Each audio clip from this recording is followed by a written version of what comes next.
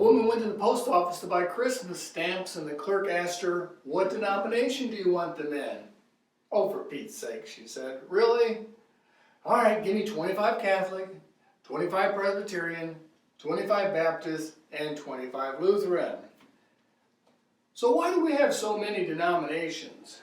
That's really easy to answer. The hard question is, where do Baptists come from? Welcome to Central Baptist Church and the Fellowship Sunday Morning Bible Study. We are answering questions, your questions, and today we're going to continue to answer the question, where do Baptists come from? Let's look at Matthew chapter 16 and verse 18. Jesus speaking, "And I also say to you that you are Peter, and upon this rock I will build my church, and the gates of Hades shall not prevail against it." Last week and earlier weeks we talked about the church being divided doctrinally, as early as the New Testament times, while the Bible itself was still being written. So the apostles called for what's called the Jerusalem Council.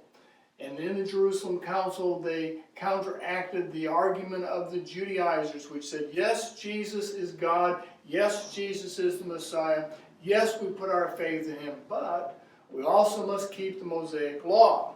And of course, they ruled in this council that salvation was by grace and faith alone. Later on, in 313, Constantine, who was the newly Christianized emperor of Rome, called the Nicaea Council. This was to discuss the heresy known as Arianism. Those that were following Arian said that in order to be saved, well, you have to consider that Jesus is not totally God, and there's no such thing as the Trinity.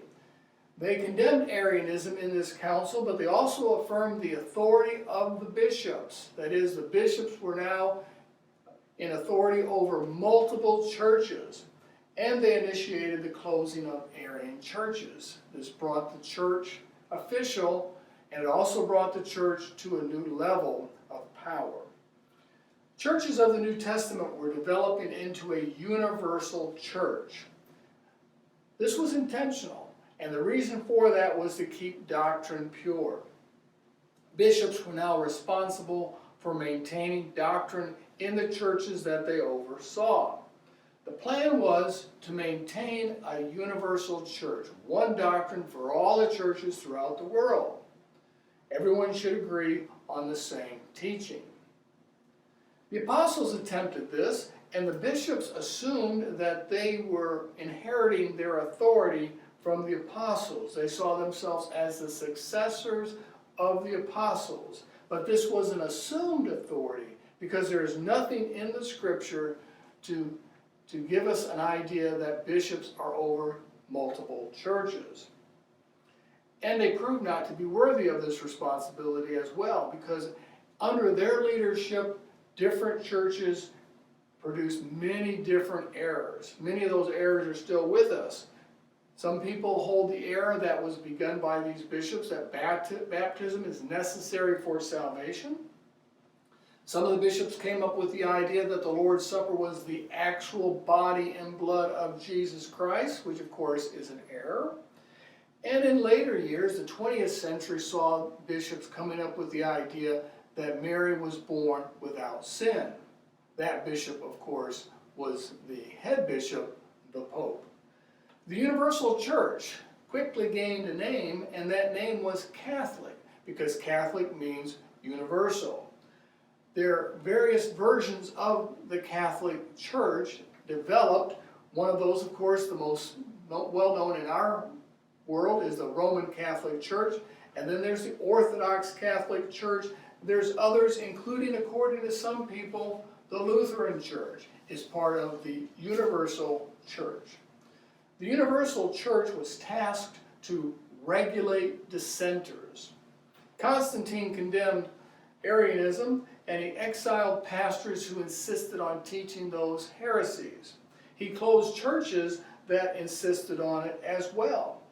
Now, the Bible does urge churches to separate from people that teach false doctrine.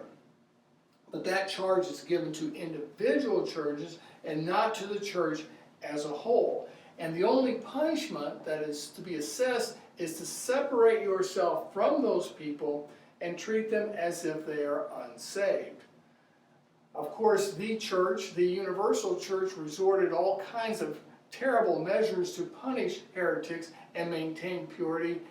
We know that today as the Inquisition. Out of these dissenters emerged the Baptists.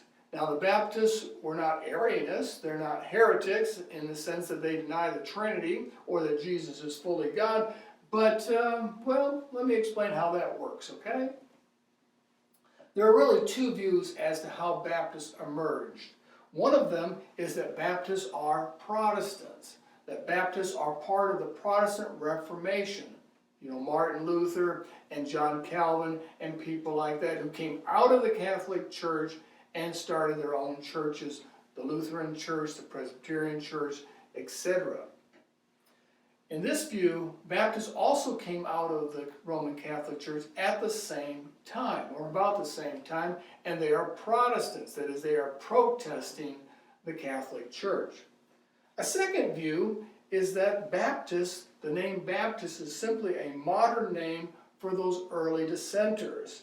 That is to say, people that believed and taught things like Baptists today believe and taught were present from the very beginning and continued, only they had different names throughout history. Obviously, they wouldn't believe exactly the same. No one believes exactly the same in many things. Some nominal things like how to take up the offering, who votes for what things in a church, that kind of thing. But let me give you some reasons for this second view. That is that Baptists came out of the dissenters. That is that Baptists have always been around. The main argument for this view is in Matthew chapter 16 and verse 18. Jesus said, "And I also say to you that you are Peter, and on this rock I will build my church, and the gates of Hades shall not prevail against it." We spent a great deal of time on verse 18, the first part of this, the rock and Peter and Jesus and all of those things. But what I want to point out this morning is this phrase that the gates of Hades shall not prevail against it, the gates of death. The idea here is that the church will always live. It will not die. And Revelation teaches that the bride of Christ, which is the church, will marry Christ in this symbolic sense and live into perpetuity. So if the church has always existed, that means that a true church that teaches at least the essential doctrines has to have existed from the time of Christ to the present time. The Catholic Church forfeited its status as a church when it changed its position on salvation. Remember, in an earlier lesson we talked about how a church must teach at least two essential teachings in order to retain its status. This is based on what we just read, Matthew chapter 16, verse 18. "And I also say to you that you are Peter, and upon this rock I will build my church." Remember that we said that the rock here wasn't Peter, but actually it was Peter's confession in verse 16. "You are the Christ, the Son of the living God." So there's two things here. First, Jesus is the Christ, that is, he is the Messiah, and that means that salvation must be in him and him alone. A church that does not teach that has forfeited its right to be a church. The second is that Jesus is God. If Jesus is not God, well, then his messiahship is up in the air. He can't be the Christ, and everything that we are believing about salvation and Christ is for nothing. Some churches have always practiced these two doctrines. The Catholic Church, however, accepts that Jesus is God, but they teach that salvation is not in him alone, but it's also in adhering to certain practices and teachings and works. Dissenting churches are those churches that do not agree with the doctrine of the universal church. And finding them all throughout history is absolutely impossible. Because, in part, of the old adage that says, the victors write history. The Catholic Church persecuted these churches, sometimes to the point of torture and death. The Catholic Church recorded the events in their own words from their own perspective. They recorded the heresies of these people, they recorded the trials, they recorded the punishments. Obviously, distortions are inevitable. False accusations, we know, were common. People get things confused, people get overzealous, and torture forced some people into forced and false confessions. Not only that, but if you were a dissenter, you might not wave your flag in public, and many dissenters were not always public. And that's one reason we refer to these people sometimes as the underground church. A fear of persecution kept them secret and subtle. The dissenting churches often were lumped together under one label.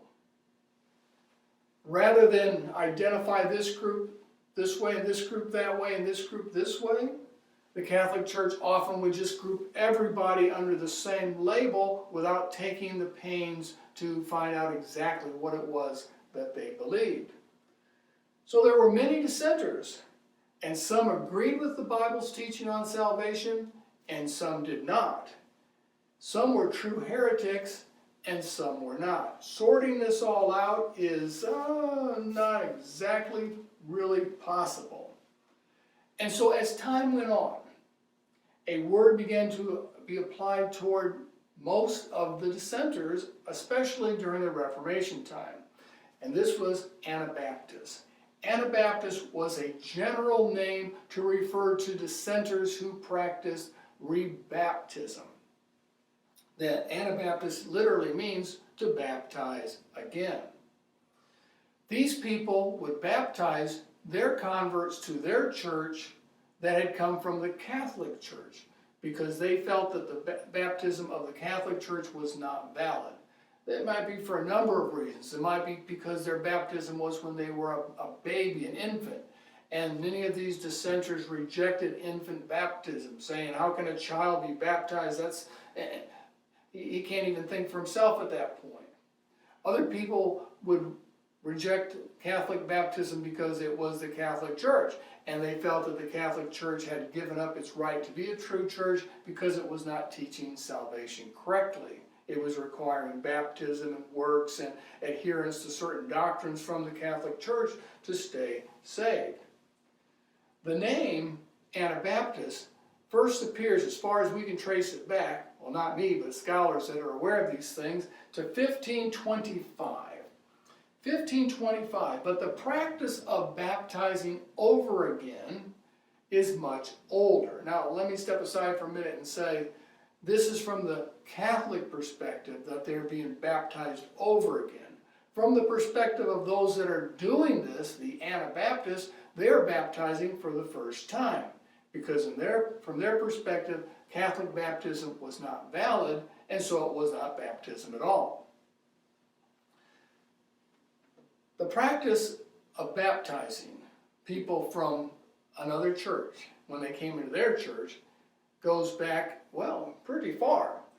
Goes all the way back possibly to the Monatists in 156. Well, we know the Monatists in 156 AD did baptize people over again, and we know that the Donatists in 311 also baptized all over again.